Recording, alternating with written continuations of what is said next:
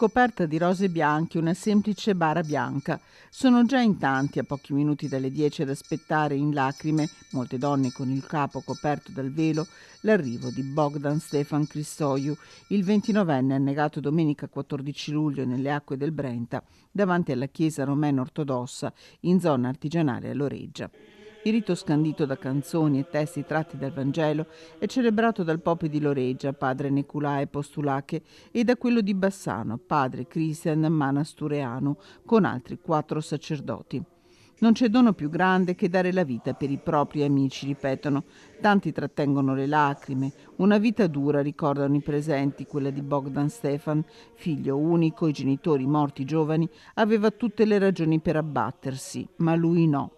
Uomo buono, ha saputo trasformare il dolore in risorsa e riversare tutte le sue energie alla continua ricerca del bene degli altri. Così lo ricorda padre Christian, che ha celebrato anche il funerale di Ione e Dorina, papà e mamma di Stefan.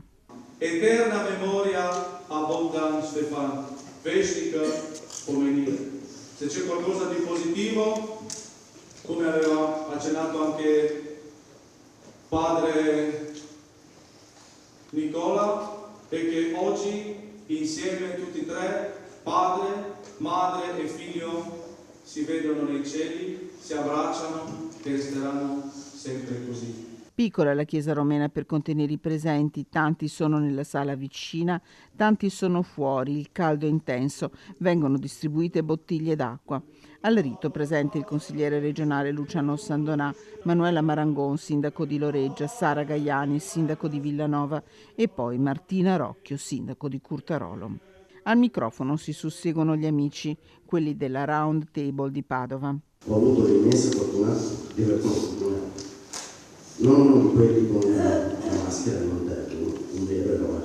Con il tuo coraggio mi hai insegnato che dobbiamo impegnarci ad essere eroi ogni giorno della nostra vita. E tu lo sei sempre stato, lo sei ancora e lo sarai sempre per me. Ciao caro Stefano e tanti auguri di buon compleanno per te. Parla anche Claudio Rizza, presidente della Federazione Italiana Braccio di Ferro, che a Bogdan Stefan promette. Io l'ho sentito anche il venerdì prima di morire, che aveva già dei progetti, aveva già delle visioni, aveva già dei progetti che io porterò a termine, purtroppo senza di lui, anche se lui ci vedrà e ci darà un supporto, ci darà un aiuto. Viene letto un indirizzo di saluto del presidente del Veneto Zaia, conclude un amico.